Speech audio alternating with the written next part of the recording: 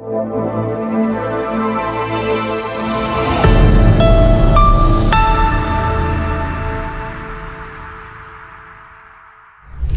అధ్యక్ష ఎన్నికలు ముగిశాయి. డొనాల్డ్ ట్రంప్ అధికారం చేపట్టబోతున్నారు.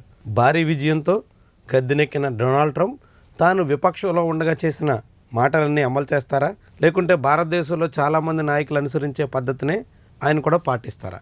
ఇదే ప్రశ్న ఇప్పుడు ప్రపంచవ్యాప్తంగా.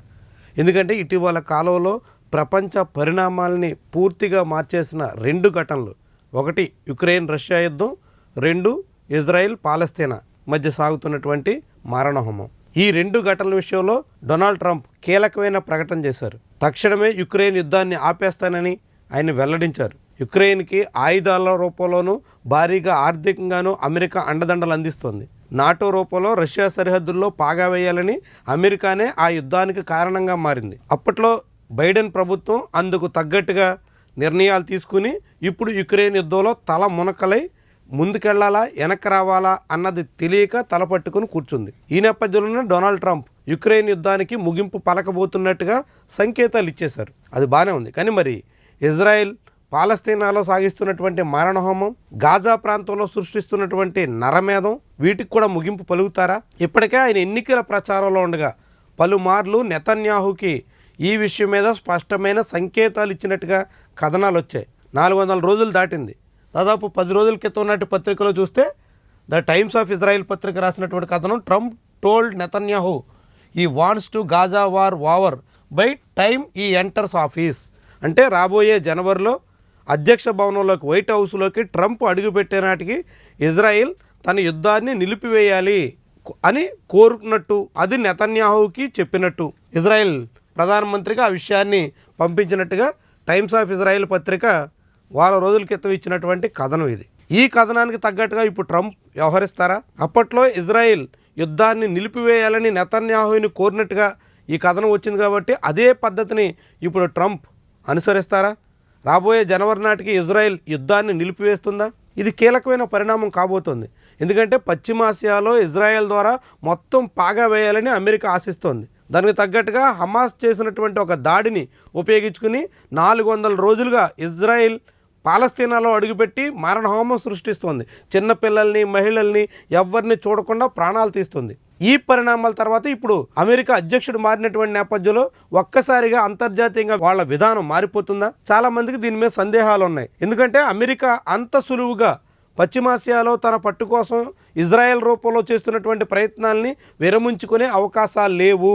విపక్షంలో ట్రంప్ ఎన్ని చెప్పినప్పటికీ అవన్నీ అధికారిక ప్రకటనలు కాదు కాబట్టి ఆయన అధికారంలోకి వచ్చిన తర్వాత అందుకు భిన్నంగానే వ్యవహరించే అవకాశం ఉంది అన్న అంచనాలు ప్రపంచంలో చాలామంది వేస్తున్నారు. అయితే నిజంగానే ట్రంప్ జనవరిలో తాను పదవి బాధ్యతలు స్వీకరించే నాటికి ఇజ్రాయెల్ యుద్ధాన్ని ముగించేయమని కోరతారా? అందుకు తగ్గట్టుగా ఫుల్ స్టాప్ పెట్టేస్తారా అన్న దాని మీద రకరకాల అభిప్రాయాలు ఉన్నాయి. ఏమైనప్పటికీ ఇజ్రాయెల్ చేస్తున్నటువంటి మారణ హోమానికి ట్రంప్ చెక్కు పెట్టకపోతే పరిణామాలు చాలా తీవ్రంగా ఉండే ప్రమాదం అయితే ఉంది. అయితే ట్రంప్ ఒకవైపు ఇజ్రాయెల్ యుద్ధాన్ని ముగించేయాలని కోరుతున్నాడంటే దాని అర్థం వెనక్కి వచ్చేయమని కాదు. ఆలోగా అటు లెబనాన్ని, ఇటు గాజా స్ట్రిప్ని, వెస్ట్ బ్యాంక్ని అన్నింటినీ ఇజ్రాయెల్ ఆధీనంలోకి తెచ్చుకోవాలి, యుద్ధాన్ని వేగవంతం చేయాలి అన్న సూచనగా కొందరు అనుమానిస్తున్నారు. అదే నిజమైతే ఇరాన్ సహిస్తుందా? ఇరాన్ మీద ట్రంప్ మరిన్ని ఆంక్షలు పెట్టడం అనివార్యం. ఎందుకంటే ట్రంప్ రష్యా కన్నా చైనా మీద, ఇరాన్ మీద, ఇలాంటి దేశాల మీద మరింత గుర్రుగా వేగంగా వెళ్ళే అవకాశం ఉంది. మరింత తీవ్రమైన చర్యలకు పూనుకునే ప్రమాదం ఉంది. అలాంటి సమయంలో అటు చైనా ఎలా స్పందిస్తుంది, ఇరాన్ ఎలా స్పందిస్తుంది, ఆ పరిణామాలు ప్రపంచంలో ఎట్లాంటి మార్పులకు ఆస్కారం ఇస్తాయి అన్నది ఒక అంశం అయితే, ఇప్పుడు ఇజ్రాయిల్ వేగంగా దూకుడుగా అటు లెబనాన్లో, ఇటు పాలస్తీనాలో తన దళాలని పంపించే ప్రయత్నం చేస్తే దానికి ఇరాన్ ఎలా స్పందిస్తుంది? అదే సమయంలో ఇప్పుడు ఇజ్రాయిల్లో నెతన్యాహు తీవ్రమైన వ్యతిరేకతను ఎదుర్కొంటున్నారు. నిన్ననే రక్షణ మంత్రిని కూడా మార్చాల్సినటువంటి పరిస్థితి వచ్చింది. రక్షణ మంత్రి పనితీరు మీద, నెతన్యాహు వ్యవహార శైలి మీద ఇజ్రాయెల్ వాసులు తీవ్రంగా మండిపడుతున్నారు. ఏకంగా నెతన్యాహు ఇంటి ముందు నిరసనకు దిగారు, ఇంట్లోకి చొరబడే ప్రయత్నం చేశారు.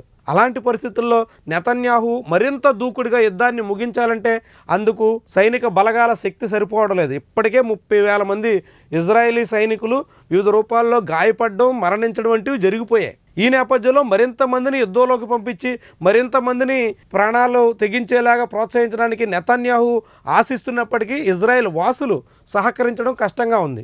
ఇలాంటి సమయంలో ఇజ్రాయెల్ ఎలా స్పందిస్తుంది? ట్రంప్ నిజంగానే ఈ గడువు పెట్టుంటే ఈ గడువులోగా నెతన్యాహు ఏం చేస్తారు? ఆ తర్వాత పరిణామాలు ఎలా మారతాయి అన్నది కీలకమైన విషయం. ప్రపంచవ్యాప్త పరిణామాలకి ఇదొక మూల మలుపు కాబోతుంది. నిజంగానే జనవరిలోగా ఇజ్రాయెల్ తన దారుణాలని యుద్ధకాండని నిలిపివేస్తే అది పశ్చిమాసియాలో పరిస్థితి చక్కదిద్దడానికి దోహదపడుతుంది. అయితే ఆ నిలిపివేసే ప్రక్రియ ఎలా ఉంటుంది, ఎలా సాగుతుంది, ఏ రీతిలో ముగిస్తారు, ఇది చూడాల్సినటువంటి అంశం. వీడియో నచ్చితే లైక్ చేయండి, కామెంట్ రాయండి, షేర్ చేసి సబ్స్క్రైబ్ కూడా చేయండి. Thank you for watching.